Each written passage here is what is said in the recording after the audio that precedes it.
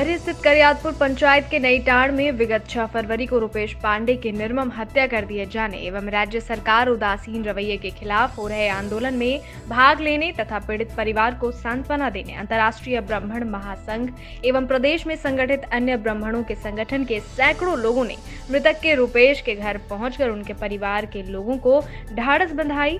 इसमें प्रमुख रूप से पूर्व सांसद पूर्व प्रदेश अध्यक्ष भाजपा डॉक्टर यदुनाथ पांडे, आत्मानंद पांडे, आदित्य कुमार पांडे, अंतर्राष्ट्रीय ब्राह्मण महासंघ के अध्यक्ष सुनील पांडे, संरक्षक देवचरण पांडे, वीरेंद्र शास्त्री, सोनू पांडे, प्रवेश पांडे, गंगाधर शास्त्री, कृष्णदेव पांडे, मनोज शुक्ला, ब्रजेश कुमार पांडे सहित आदि लोगों ने भाग लिया एवं 2 मिनट का मौन रखा।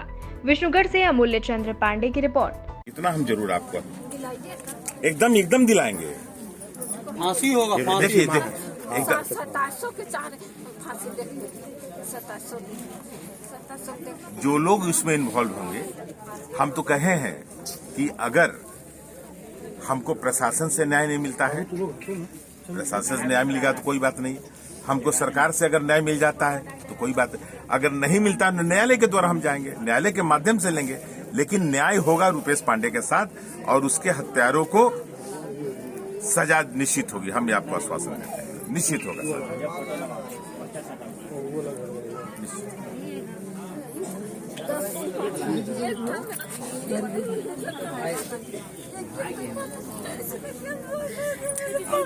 नहीं ना, हम समझ रहे बाबू, समझ रहे हम समझ रहे। हमारा पूरा है ना।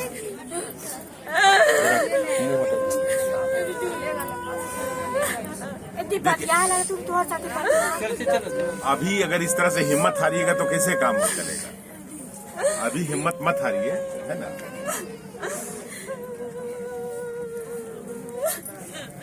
अभी जैसे बच्चे का संस्कार हो रहा, संस्कार हो जाने दीजिए, ठीक है ना।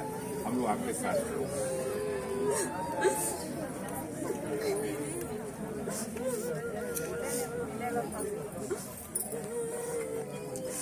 हम समझ रहे हैं, हम लोग भी संतान वाले आदमी हैं, संतान खोने का दर्द तो हम लोग को मालूम है ना। और एक को रहता नहीं, सहारा ही। हाँ, एक ही सहारा था। हाँ। कुछ भी नहीं, अब सभी सहारा है।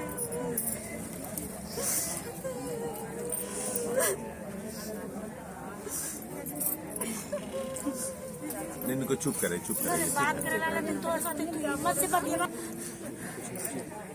नहीं, न्याय मिलेगा। आपके पास आज भारतीय जनता पार्टी झारखंड प्रदेश के पूर्व अध्यक्ष एवं इस क्षेत्र के पूर्व सांसद डॉक्टर यदुनाथ पांडे जी आए हुए हैं।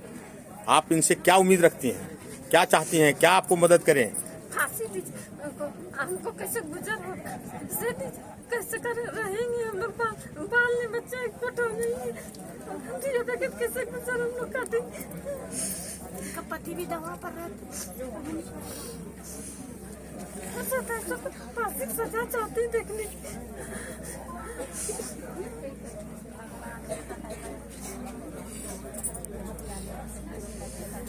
ये तो दे देंगे, तो जाएगा नहीं। मैं बाहर था, इस कारण से समय पर तो हम नहीं पहुंच पाए, लेकिन इतना जरूर विश्वास दिलाते हैं कि आपके बच्चे के साथ जो अन्याय हुआ है, जो अपराध हुआ है, उसको हम लोग मिलकर न्याय दिलाएंगे।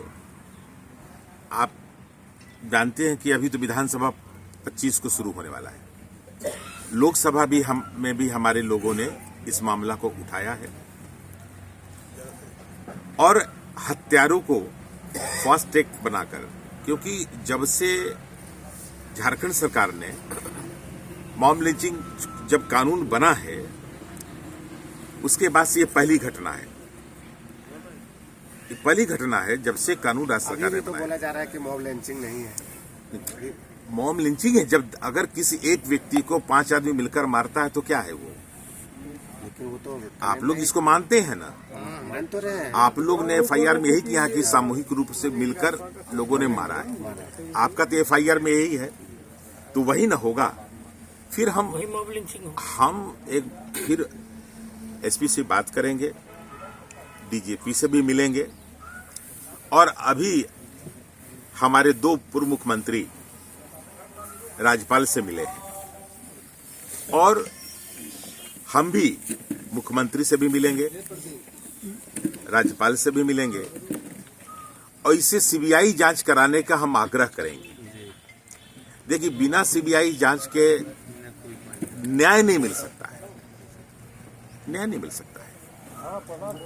तो हम आग्रह यही करने आए हैं सर कि बच्चे के साथ जो भी घटना घटी है, संपूर्ण समाज आपके साथ खड़ा है। जहां तक भी होगा आप लोगों के साथ न्याय दिलाने के लिए सारा समाज आपके साथ खड़ा है। हम सरकार से भी आते आते अभी एसपी से भी बात की है, हमारी अभी आते हैं सर, हमारे एसपी से आज भी बात की, सुबह बातचीत की, आज भी बात की। हमने कहा कि दोषियों को दंड लेना ही चाहिए और जितना अतिशीघ्र हो सके उनको गिरफ्तार होना ही चाहिए। सवेरे पे बातचीत हमारी हुई। मुख्य बात है ना सर कि इसको सबसे पहले FIR जो दर्ज किया है उसमें मॉब लिंचिंग का धारा लगना नहीं लग रहा है ना, वही चीज धारा नहीं लगा। हम एक बार देखिए, सरकार अगर प्रशासन नहीं, देखिए आपने FIR में तो लिखा है कि सामूहिक रूप से इनकी हत्या की गई, आपने लिखा है। तो हम पहले प्रशासनिक अधिकारियों से बात करेंगे कि मॉब लिंचिंग का मामला है, इसको मॉब लिंचिंग का ही केस दर्ज होना चाहिए, जो दफा लगता है उससे लगना चाहिए। अगर नहीं लगा है तो कोर्ट के माध्यम से हम जाएंगे, हम कोर्ट के माध्यम से जाएंगे, कोर्ट से न्याय मांगेंगे कि मॉब लिंचिंग मामला है, इसको रफा दफा करने का किसी के इशारे पर हो रहा है। तो अगर प्रशासन इसको स्वीकार करती है तो कोई बात नहीं, प्रशासन पूरा दबाव में है। सर, इसमें 87 लोगों का इधर से भी नामजद बना दिया गया है, इधर लोगों को के ऊपर केस कर दिया गया है, इसमें क्या क्या करना है? देखिए एक बात मैं बता दूं कि जो कानून है IPC, CRPC, ये सब अंग्रेजों के द्वारा बनाया हुआ ही कानून है और हमारे यशस्वी प्रधानमंत्री जी ने लगभग सैकड़ों कानूनों को जो उनके द्वारा बना गया, बहुत कानून को उन्होंने हटाया है, उन्होंने रद्द किया है, उनके द्वारा ही बनाया गया है। एक तरफ से प्रशासन बोल रही है कि यहाँ के लोग ही हमको सपोर्ट किए हैं। नहीं, मैं थोड़ा सा बता दूं तो वो क्या होता है, प्रशासन उसी हिसाब से कोई भी घटना घटती है तो दोनों तरफ से ही गिरफ्तारी करती है। लेकिन जैसा आप लोग के माध्यम से सूचना मिली है कि विशेष समुदाय के लोगों से कम गिरफ्तारी हुई है और कम नामजद हुए हैं, जो आप लोग से सूचना मिल रही है। अभी हमने FIR देखा नहीं है क्योंकि मैं बाहर था, और यहाँ से 87 ये भी रिपोर्ट मिला कि किसी एक व्यक्ति का 2 बार नाम चढ़ गया था। यानी लोग हमको अभी एक्यूरेट मिला फिगर 85, जो भी है 85 हो या 87 हो। तो हम चाहेंगे कि सरकार से आग्रह करके, वरीय आरक्षी अधीक्षक से आग्रह करके, जो निर्दोष लोग हैं उनको सुपरविजन करके इनका नाम हटाया जाए। इनका क्या दोष है, इनका क्या दोष है? इसे नाम हटाने के लिए हम SP से बात करने वाले हैं और मुख्यमंत्री से भी मिलेंगे, राज्यपाल से भी मिलेंगे और जरूरत पड़ेगा तो इसको CBI जांच हो, नहीं होगा तो कोर्ट के आदेश से होगा। हम कोर्ट के शरण में जाएंगे, न्याय जहां से मिलेगा हम लोग न्याय करेंगे। सर, झारखंड सरकार में अभी जितना भी गठबंधन की सरकार है, कोई भी मंत्री या कोई भी विधायक का अभी कोई भी बयान या ट्वीट नहीं आया है इस पर, केवल BJP के लोग ही यहाँ संज्ञान ले रहे हैं। इस पर क्या कहेंगे? देखिए, हम इतना ही कहेंगे कि ये हत्या का मामला है। मुख्यमंत्री सबके होते हैं, प्रधानमंत्री सबके होते हैं, विधायक सबके होते हैं, सांसद सबके होते हैं, भले वो किसी दल से जीतते हैं। किसी दल से जीतने के बाद वो संपूर्ण उस क्षेत्र के समाज के हो जाते हैं। भारत का प्रधानमंत्री भारतीय जनता पार्टी का, लेकिन वो संपूर्ण 130 करोड़ की जनता का प्रधानमंत्री है। तो मेरे ख्याल से अगर संवेदनशील जनप्रतिनिधि नहीं होगा, इसका मतलब पैरालिसिस मारा हुआ है। इसलिए कोई भी जनप्रतिनिधि है उसको संवेदनशील होना है। अगर आपको पैरालिसिस हो जाएगा तो कितनों कोई पिन मारेगा तो आपको कुछ असर होगा क्या? तो नहीं होगा। इसका मतलब कि पैरालिसिस मारा हुआ है। ऐसे मुद्दे को सामूहिक रूप से जनप्रतिनिधियों को उठाना चाहिए और कहना चाहिए इसको CBI जांच हो और दोषियों को फांसी हो, क्योंकि इसको मॉब लिंचिंग हुई है। ये कन्फर्म है, जैसा कि लोग यहाँ बता रहे हैं। इसलिए तो दूसरा कोई सजा उसके लिए नहीं है। कांग्रेस के विधायक उमाशंकर अकेला जी का एक निजी चैनल में बयान आया है, उसमें उन्होंने आरएसएस और बजरंग दल पर आरोप लगाया कि वो लोग भड़का रहे हैं। देखिए, संघ जो है वो सांस्कृतिक कार्यक्रम करता है, समाज को एकजुट करने का काम करता है, समाज में संस्कार डालने का काम करता है। इसलिए ऐसी कोई बात हो ही नहीं सकती है। तो अब उनका अपना बयान है तो उन्हीं से कंफर्म करिए। इधर विपक्ष वाले कह रहे हैं कि भाजपा इस पर राजनीति कर रही है। देखिए, भारतीय जनता पार्टी क्षेत्रीयता के आधार पर, जातीयता के आधार पर, भाषा के आधार पर राजनीति नहीं करती है। भारतीय जनता पार्टी राष्ट्रीयता के आधार पर, राष्ट्रीयता के दंगल में राजनीति करते हैं। और मैं ये जरूर कहूंगा, ये राजनीति का विषय नहीं है। ये राजनीति का एक हत्या हुआ है, कुछ समूह लोगों ने मिलकर अगर किसी की हत्या करती है तो इसमें राजनीति नहीं करना चाहिए।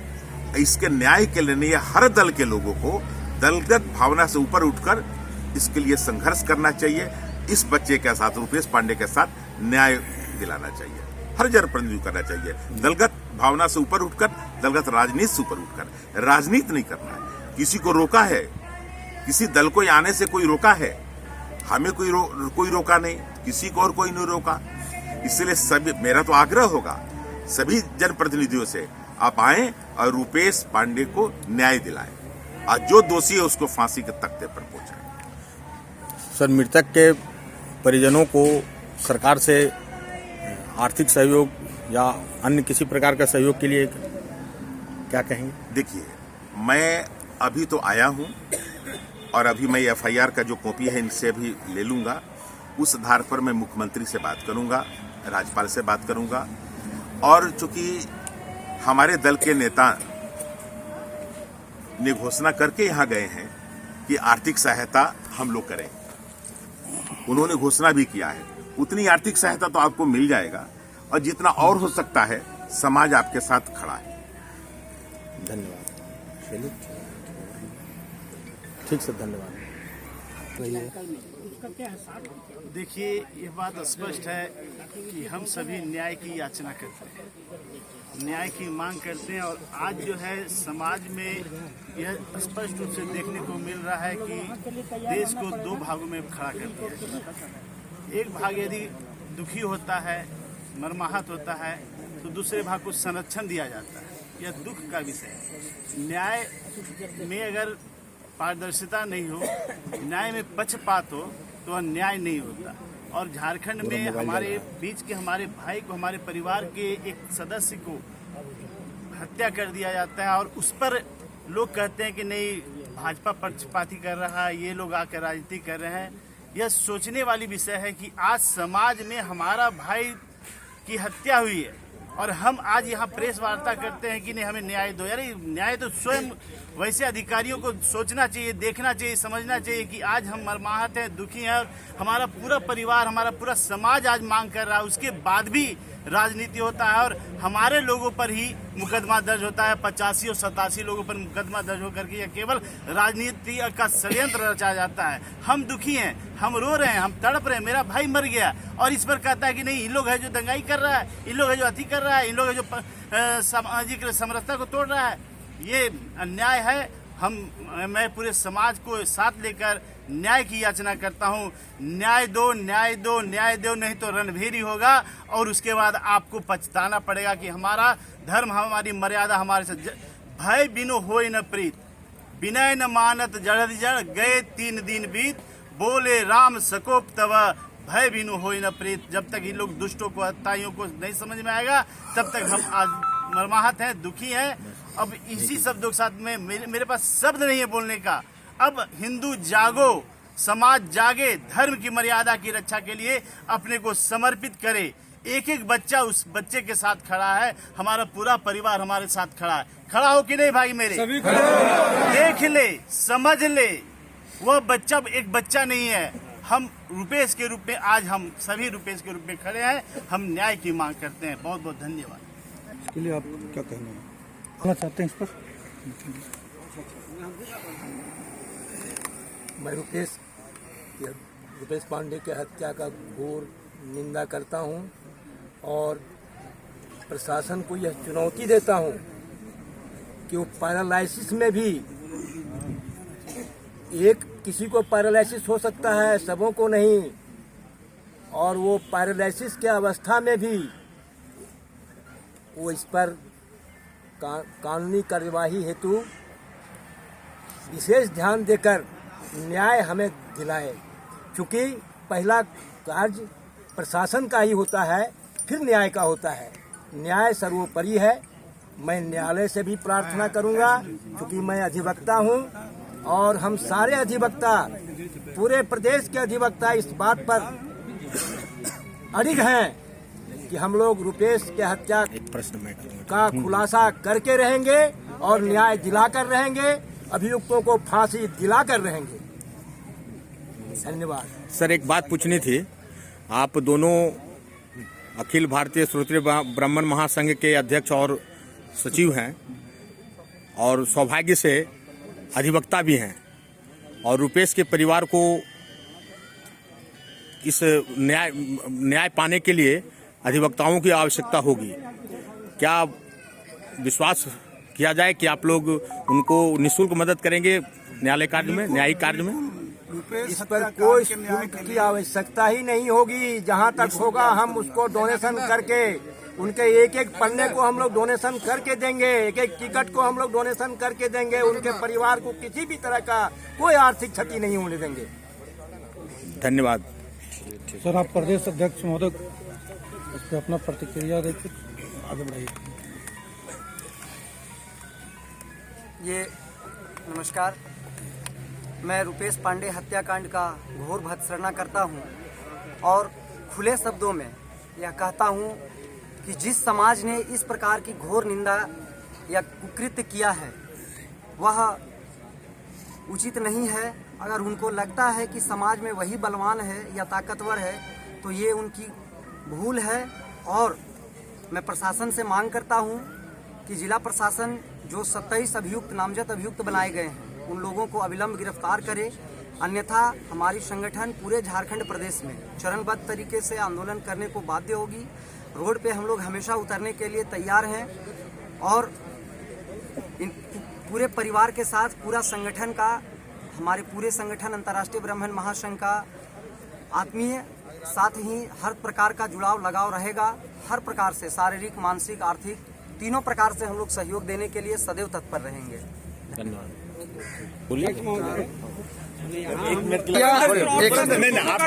मैं माम लिंचिंग के तहत रुपेश पांडे की हत्या की जांच चाहता हूं।